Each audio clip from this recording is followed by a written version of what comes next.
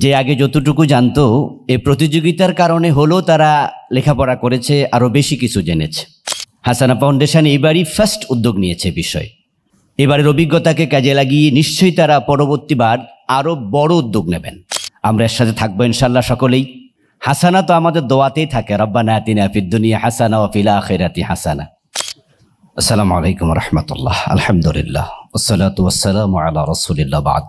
এই চমৎকার আয়োজনের সম্মানিত সভাপতি এবং মূল উদ্যোক্তা আমাদের অত্যন্ত প্রিয়জন মুহতারাম ডক্টর মিজানুর রহমান আজহারি, উপস্থিত অন্যান্য সম্মানিত অতিথিবৃন্দ, বিশেষ করে যারা আজকের প্রোগ্রামের অংশগ্রহণ করেছেন, আপনাদের পুরস্কারের জন্য অপেক্ষা করছেন, আপনারা হচ্ছেন প্রোগ্রামের আজকে মূল আকর্ষণ।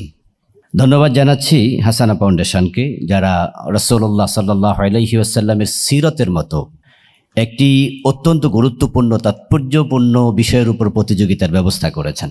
এবং আমি বিশ্বাস করি যে এর মাধ্যমে যারাই এই প্রতিযোগিতায় অংশগ্রহণ করেছে তারা নতুন কিছু শিখেছে। যে আগে যতটুকু জানতো এই প্রতিযোগিতার কারণে হলো তারা লেখাপড়া করেছে, আরও বেশি কিছু জেনেছে। আর মানুষ যখন নবীজি সাল্লাল্লাহু আলাইহি সাল্লামের জীবনী সম্পর্কে পড়ে এবং জানে, সে যদি মুমিন হয় নিশ্চয়ই তার অন্তরে প্রিয় নবীর জীবন রেখাপাত করবেই। এইভাবে যদি এই আয়োজনটাকে আমরা দেশব্যাপী ছড়িয়ে দিতে পারি, হাসানা ফাউন্ডেশন এবারই ফার্স্ট উদ্যোগ নিয়েছে বিষয়। এবারের অভিজ্ঞতাকে কাজে লাগিয়ে নিশ্চয়ই তারা পরবর্তীবার আরও বড় উদ্যোগ নেবেন। আমরা এর সাথে থাকবো ইনশাল্লাহ সকলেই। হাসানা তো আমাদের দোয়াতেই থাকে, রব্বানা আতিনা ফিদ দুনিয়া হাসানা ওয়া ফিল আখিরাতি হাসানা। এ দোয়াকে আমরা সবসময় নিজের ফাতেহ মনে করি। আল্লাহ হাসানা ফাউন্ডেশনকে দেশ এবং জাতির খেদমতে কবুল করুন। নবীজি সাল্লাল্লাহু আলাইহি সাল্লামের আদর্শকে আমরা শুধু পড়ার মাঝে রাখতে চাই না, আমরা এটাকে জীবনে কাজে লাগাতে চাই। নবী জীবনের সাথে যার জীবন যত সম্পৃক্ত হবে তার জীবনের মান তত উন্নত হবে।